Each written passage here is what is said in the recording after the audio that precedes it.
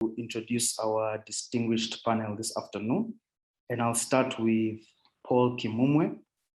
Paul Kimumwe is the Senior Programs Officer for the Collaboration on International ICT Policy in East and Southern Africa, that's CPESA. Paul is a media trainer and researcher with over 15 years in journalism, media development, and human rights advocacy.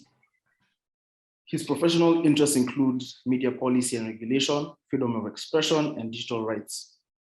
Paul is the author of Media Regulation and Practice in Uganda, a journalist's handbook, and Djibouti, Media and the Law. He holds a master's degree in communication studies from the University of Nairobi, Kenya, and a bachelor's in mass communication from Makerere University, Uganda.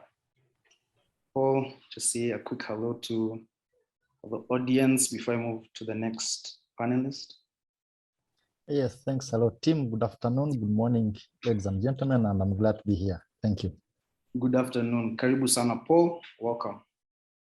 And next, allow me to introduce Ralitza Diana Deborah. Dr. Ralitza, sorry, go ahead. All right, good afternoon, everybody, and I'm happy to be here and pleased to be connecting all the way from the West and super excited to be on the program today. Yeah, so happy to meet you all. Over to you, Tim. Welcome. Kindly remember to mute yourselves. I think there's some feedback. All right. So Dr. Ralitza Diana Deborah holds a PhD in the area of design, innovation, and sustainability from the Cape Peninsula University of Technology, a postgraduate diploma in EdTech from the University of Cape Town, South Africa, and a certificate in learning technologies, foundations, and applications from the University of Illinois. She's the Technology and Innovation Specialist of Inclusive Tech Group, that's ITG. ITG is a nonprofit organization in Ghana focusing on bridging the digital gap for persons with disability and other vulnerable groups. Thank you very much for joining us. I'll go to our third panelist today, Karen Smith, PhD. With more than 23 years experience with Vodacom South Africa, Karen's advocacy for the digital inclusion of disabled and elderly persons has established her as an industry specialist in accessible ICTs. She's extremely passionate about inclusion, and her purpose is to influence organizations to embrace diversity and inclusion of women, disabled, and LGBT+ people. Having a good understanding of the disabled consumer market, Karen's main role is to design, implement, and lead the accessibility strategy for Vodacom South Africa. She plays a leading role within Vodafone to ensure that disability inclusion and accessibility are implemented so that persons with disability are not left behind. She furthermore served as deputy chairperson of the Regulators Disability Forum, where she assisted to formulate the ICT code for disabled persons. Hi. Karen, are you there? I am, Tim. Hi. Hi. Thanks for that, Tim, and thank you for the opportunity to present on the digital inclusion of persons with disabilities with my fellow colleagues. It's great to meet you all over the continent, and it's great to see that we all have one goal and one passion, and that is to ensure that people are connected. I'll start with Dr. Ralitza Diana Deborah, who I have the pleasure of having introduced, and she's a representative from the Inclusive Group to make the first presentation that will highlight the experience of persons with disabilities, challenges, and opportunities. Dr. Ralitza, the floor is yours. Right, thank you so much for the opportunity. And and as we all know, persons with disability all over the world are sometimes relegated to the back in most settings. But these days we are doing our best by design to make the activities more inclusive in our organizations, and everywhere that we can. So as part of this core goals, we at Inclusive Tech is actually promoting equality and diversity, and also doing our best to advance digital inclusion of PWDs through sustainable design strategies. So on our side, just a quick overview of what ITG is all about. As you already mentioned, it's a not-for-profit organization, and part of our work activities is very much around training, doing workshops, and conducting research, all to advance the work of PWDs. And we are working very hard on the ground to promote regional collaboration and provide digital training across the country. And so as part of our strategic stakeholder meetings that we've had so far, we have actually successfully organized meetings in Takwa, where the offices are actually situated. And we've done a lot of work on the ground at UMass. And UMass is actually one of the University of Mines in Ghana. So there's actually a partnership going on to be able to advance the works of PWDs. And then in addition to that, we've done a lot of projects with faith-based organizations and civil societies and government to deepen the stakeholder engagements and also bring more highlight and interest with the challenges and things that we can do to support PWDs.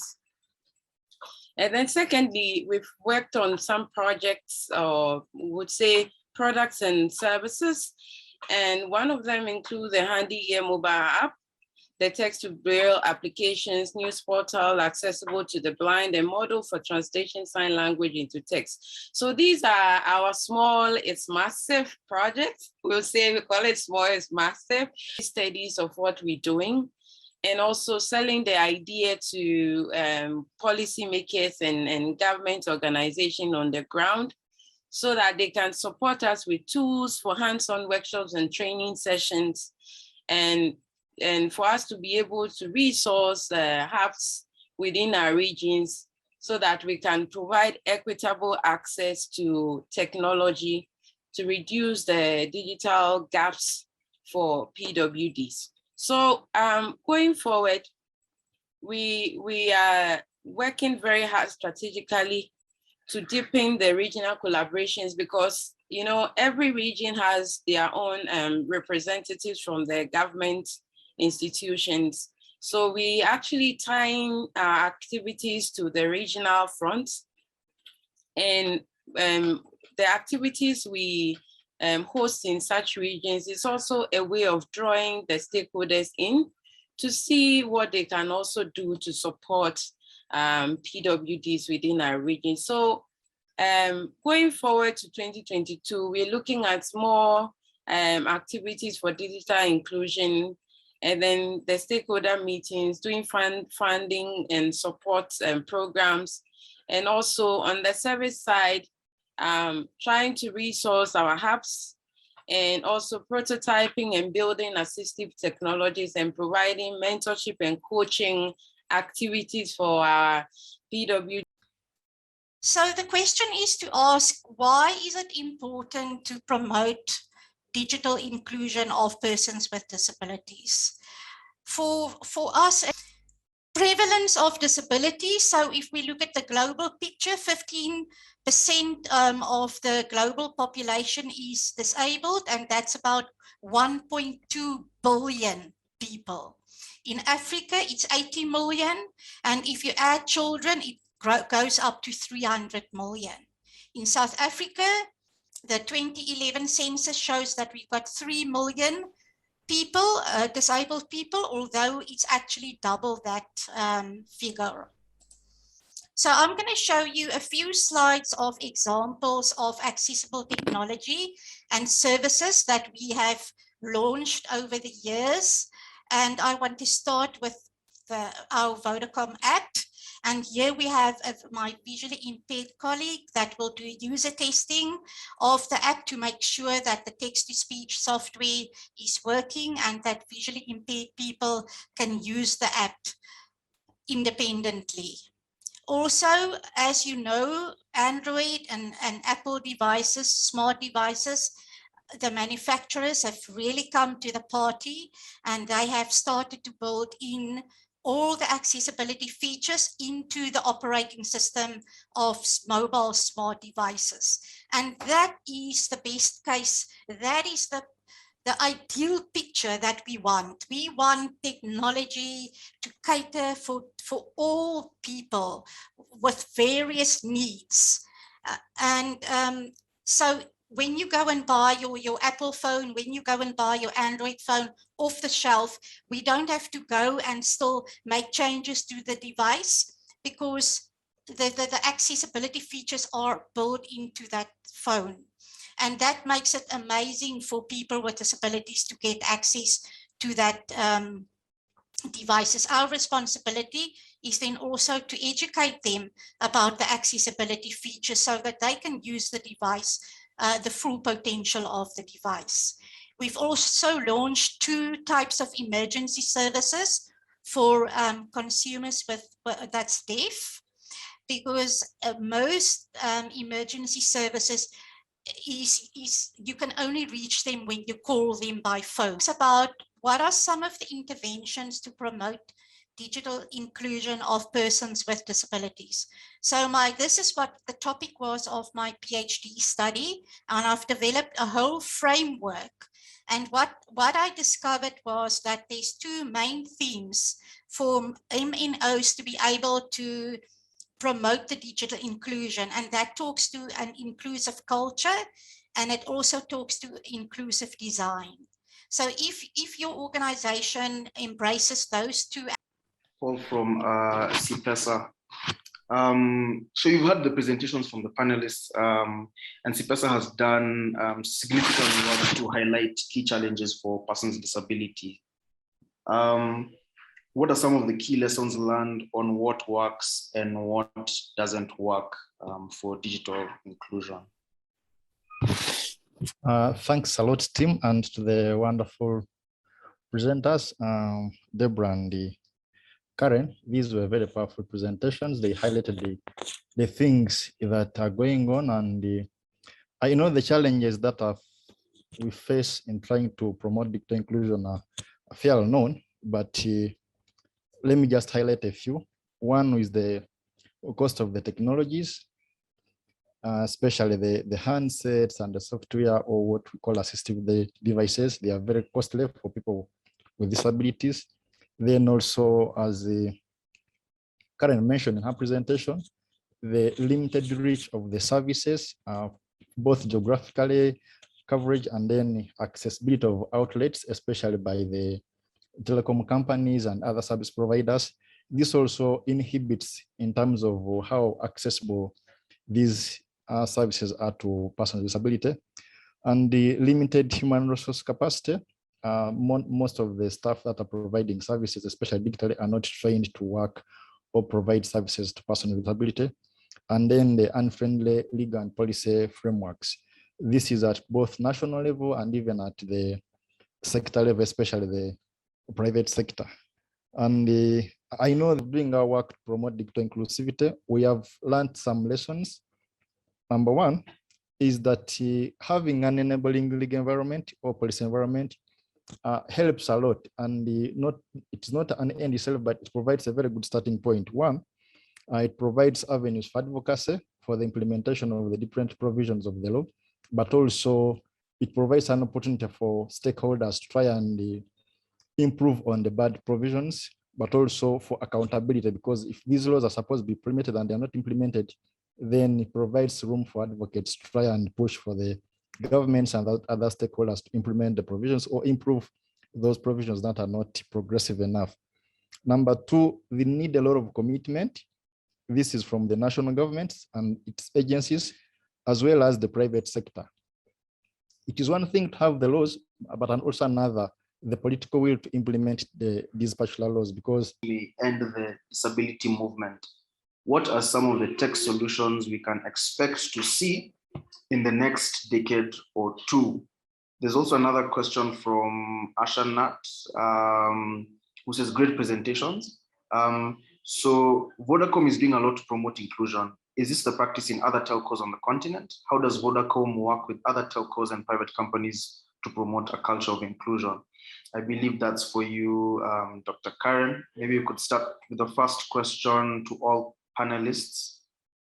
What are some of the tech solutions we can expect to see in the next decade or two?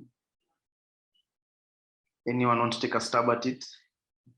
Yes, I can say that I think that's a very good observation, and I honestly think that in the future, with technology really growing and evolving, and different technologies being converged, and if you look at, for example, the Internet of Things, you know, the benefits of that. If you look at driverless cars, if you can just imagine a blind person saying, hey, I'm gonna come pick you up 8 o'clock tonight with my car. And you know, because driverless cars, it's there. It's not that far away. And in terms of IoT, where you've got your fridge and your fridge will let the supermarket know, look, your milk is finished. And all of those for people with disabilities that they can't use transport, you know, transport are inaccessible, they can't get to places. All of those technologies will really help them to become more independent, and it will actually make the disability in a way disappear. It will make the disability almost invisible. So you can see, even with the smart device. From Linda, and she says, technological tools are expensive to persons with disability, and those who benefit with the internet are those in urban areas only. And remember, most persons with disability are living in rural areas. So this is also a challenge. And just to add to that, I'd like to ask in the panelists and anyone else who can comment in the chat box, in your opinion or in your own observation, what would you say is the biggest challenge in hindering inclusion and accessibility? Go ahead, panelists. Dr. Ralitza, feel free to take that one, or Paul. Has also highlighted that is that we do not put a system in place that really accommodates persons with disability. So what we are saying from ITG, for example, is that the future is already here with technology. It's already here. So let us begin to use inclusive design strategies, co-creating, and beginning to prepare persons with disability to be able to operate in this system, so that it is no longer. A question to all the panelists. I'd really love to hear your views on the issue, inclusion and accessibility, especially with regard to the COVID-19 pandemic. What would you say some of the challenges experienced? What are some of the interventions that you have come up with as organizations or as activists in the space?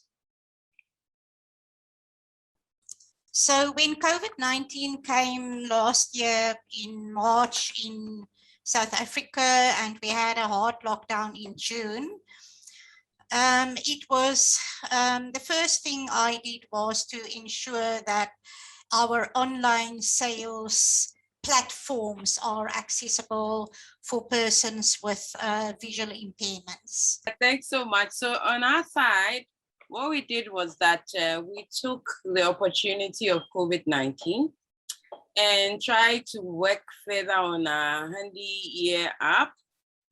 So it was more to address a communication problem, so that persons with disability who would like to sort of communicate with someone and they are not able to do that. It was a very small intervention, but it's also made. Each panelist to just take 1 minute to make a concluding point. Okay, so first of all, I think it's very critical and necessary for us as a continent to have conversations about disability inclusion, to have conversations about digital inclusion, and also to look at best practices, to look at what others are doing, because I'm of the opinion that these little bits going on everywhere. If you really go and you do research, you will find out that there's quite a lot of things going on, and that is why we need to make it visible. So by having a session like this, is we learn from each other, we hear from each other, and I think what I'm also taking away here is that we all on the same page that says, you know what, we need to bridge the digital divide for persons with disabilities. That going forward, we all know now that technology is here and it's here to stay. We cannot sit back and wait, that we are only waiting for government and all the policymakers to support PWDs before we take a step. But in our small pockets, we must continue to sow the seeds and support each other and continue to train and let our fellow PWDs know that it is possible to actually do everything, because your abilities that you have, someone else that another person might be seeing that the person has more abilities, you are also bigger on some abilities than the other. So now that artificial intelligence is also growing, we need to begin to work collaboratively with organizations such as Vodafone, who are coming up with products and services, so that we... Concluding remarks, I want to say that technology and all these innovations are being made for the betterment of humanity. So those of us in places of influence, we need to do our utmost best to ensure that these technologies and innovations are as inclusive as possible, and we hold those duty bearers accountable to ensure that everybody benefits and no one is left behind. Thank you.